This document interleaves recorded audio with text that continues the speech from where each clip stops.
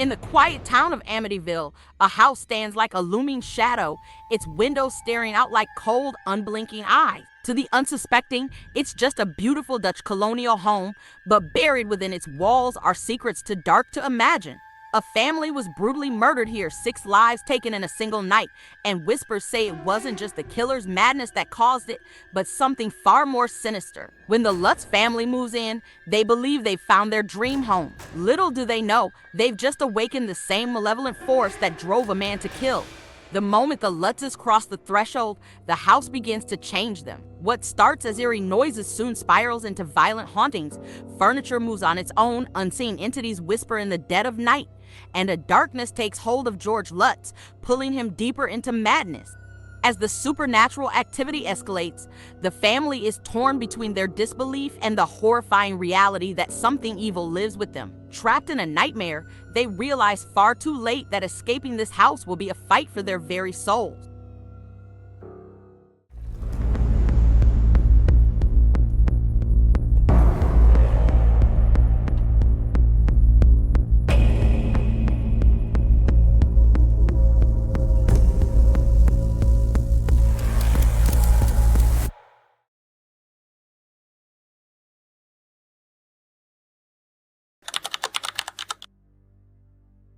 The house at 112 Ocean Avenue stood quietly in the small town of Amityville, New York. It was a large Dutch colonial home with a steep roof and distinctive eye-like windows that seemed to watch every passerby. The house had an eerie charm, the kind that attracted the Lutz family when they first laid eyes on it. George and Kathy Lutz had recently married and were looking for a fresh start with Kathy's 3 children. The house seemed perfect, spacious, affordable, and with a peaceful view of the Amityville River. But what they didn't know was that just a year before, something horrible had happened in that very house. In November 1974, Ronald DeFeo Jr. had brutally murdered his parents and 4 siblings as they slept, claiming that voices in the house had commanded him to do so. The house had been a crime scene, filled with tragedy and horror, but to the Lutz family, it was simply a good deal. When their realtor mentioned the murders, George and Kathy shrugged it off, believing the past was behind them. They moved in on December 18, 1975, full of hope for their new life together. Almost immediately, strange things began to happen. It started small. Doors would slam shut on their own, and lights flickered even though the wiring was new. The temperature in certain rooms would drop suddenly, so much so that their breath fogged up. George, who had always been warm-blooded, couldn't shake the cold, even when he lit roaring fires in the living room. He dismissed it as the winter chill, but Kathy felt uneasy. The house, as beautiful as it was, didn't feel like home. It felt like something else was there, lurking. As the days passed, the disturbances grew more intense. Kathy would wake up in the middle of the night to the sounds of footsteps creeping up the stairs. The children, too, started acting strangely. Missy, their youngest daughter, began talking to an imaginary friend named Jody, describing her as a pig with glowing red eyes. When Kathy asked about it, Missy simply said, "Jody says she likes us." This sent chills down Kathy's spine, but she tried to brush it off, telling herself it was just the imagination of a young child.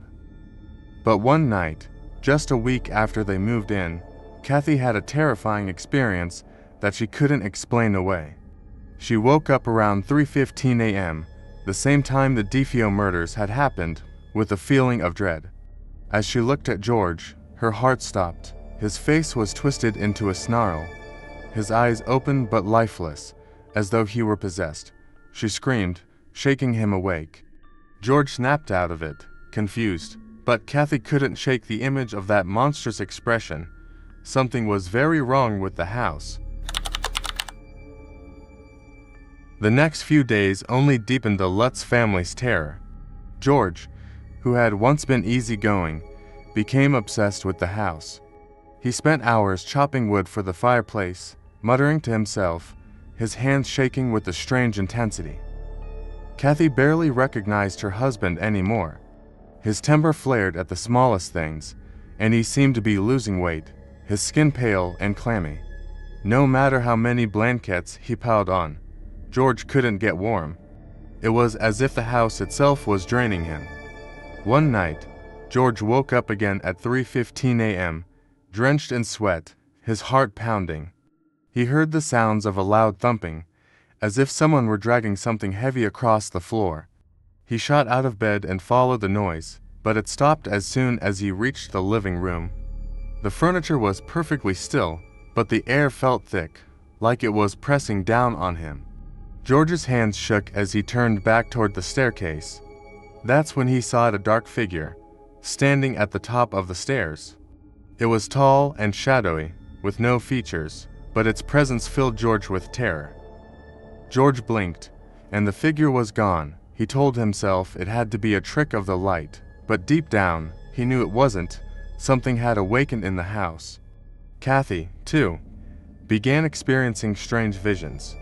One afternoon, while unpacking boxes in the kitchen, she suddenly felt a burning sensation on her back. She rushed to the mirror and gasped when she saw her reflection. Deep red welts had appeared on her skin, like claw marks, fresh and angry. The pain was real, but there was no one there to have scratched her. Desperate for answers, Kathy called in a priest to bless the house. Father Ray arrived on a bright afternoon, carrying holy water and a sense of purpose. As he began to pray and sprinkle the water in each room, a chill filled the air.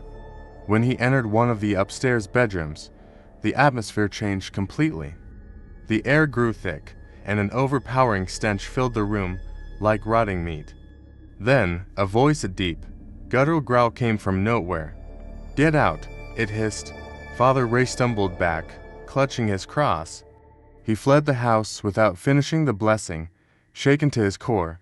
Kathy was horrified when she heard what had happened, but George dismissed the priest's warning. He refused to leave. "It's just a house," he said, but Kathy could feel the darkness tightening around them. The house wasn't just haunted, it was feeding off them, growing stronger with each passing day. The haunting seemed to consume George completely. His obsession with the house grew more intense, and his personality shifted in frightening ways. He spent hours staring into the flames of the fireplace, barely speaking, his eyes hollow and dark. Kathy tried to reach him, but it was like talking to a stranger. Meanwhile, the house's strange energy began to infect the rest of the family. The children were no longer the same either. Missy's conversations with her imaginary friend Jody grew more unsettling. She claimed Jody could change shapes and even float outside her window at night. Once, Kathy glanced out the window late at night and nearly screamed when she saw two glowing red eyes staring back at her. She blinked, and they were gone, but the terror lingered. Every night, Kathy woke up at 3:15 a.m., drenched in fear, waiting for something horrible to happen. George, too, began waking up at the same time, driven by an urge he couldn't explain. He started hearing the same voices Ronald DeFeo Jr. had claimed to hear before the murders, whispers that echoed through the walls, telling him to act. He would find himself standing over the children's beds, staring down at them in the dark, his mind clouded with violent thoughts. Each time, he would shake himself free of the trance, horrified at what he had almost done. The Lutz family started seeing apparitions all over the house. Shadows darted through the hallways, and objects would move on their own. The walls seemed to pulse with life, as if the house itself were breathing. One night, George heard the sound of the front door slamming shut over and over again. When he rushed to check, he found the door standing wide open, but no one was there. His heart pounded in his chest as he slammed it shut, but it felt as though something invisible was taunting him. In desperation, Kathy reached out to paranormal investigators. The team, led by the famous Ed and Lorraine Warren, arrived at the house to investigate the strange events. Lorraine, a psychic, immediately sensed the presence of something dark and malevolent. She warned the Lutzes that the house was infested with an evil entity something far worse than a simple ghost. But by the time the Warrens arrived, it was too late. The house had already sunk its claws deep into George. On their final night in the house, the Lutz family reached their breaking point. It was a stormy night, with wind howling through the trees and rain pounding against the windows. The atmosphere inside the house was thick with dread, and every shadow seemed to twist and move. George had spent most of the day in a trance-like state, chopping wood outside in the freezing rain. Kathy had begged him to come inside, but he ignored her, his eyes glazed over, focused on some invisible task. That night, the disturbances reached a terrifying climax. The walls groaned as if they were alive, and the sound of 1,000 buzzing flies filled the air, though there wasn't a single insect in sight. The children screamed from their rooms as their beds began shaking violently. Kathy ran to them, but when she touched the doorknob, it was scorching hot, burning her hand. She yanked the door open and saw her children's faces, twisted with fear, as their beds floated inches off the ground. George, meanwhile, was in the basement. He had been drawn there by the whispers, compelled to dig into the earth beneath the house. He clawed at the dirt with his bare hands, unearthing something foul, a hidden chamber beneath the house, filled with the stench of death. As he dug deeper, he felt something cold grab his ankle. George screamed, scrambling back as a black mist rose from the hole, swirling around him, choking him. Kathy, desperate to save her family, grabbed the children and ran for the front door. George stumbled after them, his mind breaking free of the house's grip for just a moment. They rushed into the stormy night, not stopping until they were far away from Ocean Avenue. They left everything behind, abandoning the house, their belongings, and the nightmare that had consumed them. The Lutz family never returned to 112 Ocean Avenue. What had started as their dream home had quickly turned into a living hell. To this day, the true nature of what haunted the house remains a mystery, but one thing is certain: the evil in the Amityville house was very real, and it left a permanent scar on everyone who entered.